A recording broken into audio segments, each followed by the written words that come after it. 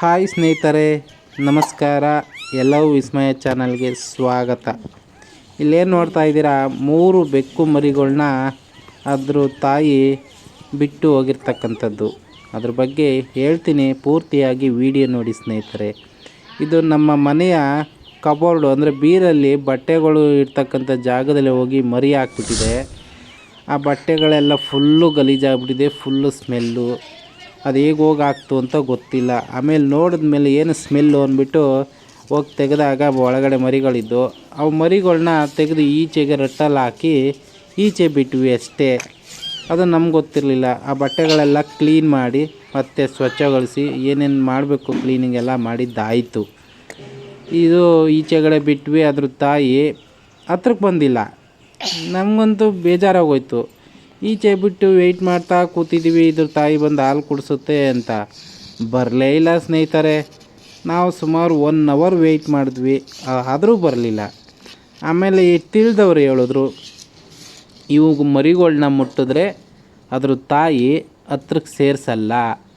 ಅಂದರೆ ಒಮ್ಮೆ ಮನುಷ್ಯರು ಆ ಮರಿ ಹಾಕ್ದಾಗ ಏನಾದರೂ ಮುಟ್ಟಿಬಿಟ್ರೆ ಅವಕ್ಕೆ ಮೈಲಿಗೆ ಆದಂಗೆ ಆಗ್ಬಿಡುತ್ತಂತೆ.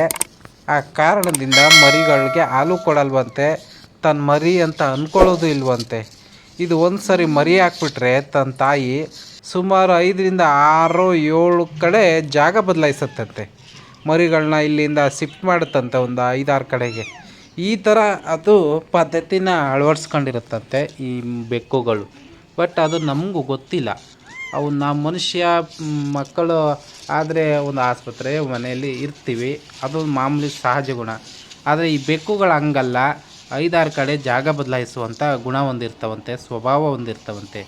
ಆದರೆ ನಾವು ಕಾದ್ವಿ, ನಮ್ಗೆ ಗೊತ್ತಿಲ್ಲ ಅಲ್ವಾ. ಆದರೂ ಸುಮಾರು ಇದು ಜೋರಾಗಿ ಕೂಗಲಿ ಅಂತ ಸ್ವಲ್ಪ ಮುಂದೆಗಡೆ ಇಟ್ವಿ.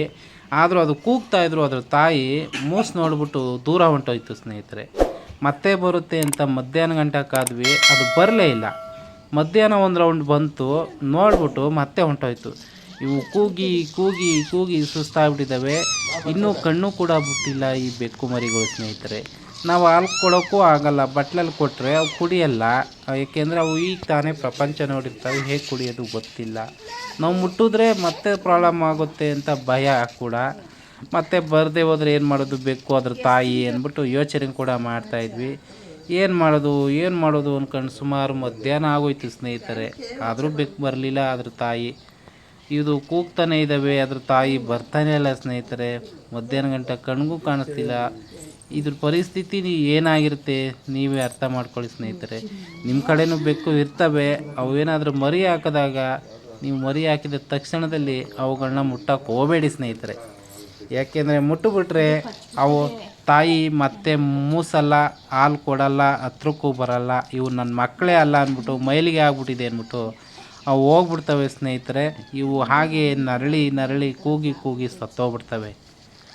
ಆ ಕಾರಣದಿಂದ ಈ ವಿಡಿಯೋ ಮಾಡಬೇಕಿತ್ತು, ಈ ಇನ್ಫಾರ್ಮೇಷನ್ನ ನಿಮಗೆ ಕೊಡಬೇಕಿತ್ತು. ಎಷ್ಟೋ ಜನಗಳಿಗೆ ಇದು ಗೊತ್ತಿರಲ್ಲ ವಿಚಾರ. ಅದರಿಂದ ಈ ವಿಡಿಯೋ ಮಾಡಿ ಈ ಮಾಹಿತಿನ ನಿಮಗೆ ಕೊಡ್ತಾಯಿದ್ದೀನಿ ಸ್ನೇಹಿತರೆ. ಈ ಮಾಹಿತಿ ಉಪಯೋಗ ಆಗಿದ್ದರೆ ಸಬ್ಸ್ಕ್ರೈಬ್ ಮಾಡಿ ನಮ್ಮ ಚಾನಲ್ನ, ಹಾಗೆ ಶೇರ್ ಮಾಡಿ ಹಾಗೂ ಲೈಕ್ ಮಾಡಿ ಸ್ನೇಹಿತರೆ. ಇಂಥ ವಿಡಿಯೋಗಳನ್ನ ನೋಡ್ತಾ ನಮ್ಮನ್ನು ಬೆಂಬಲಿಸಿ.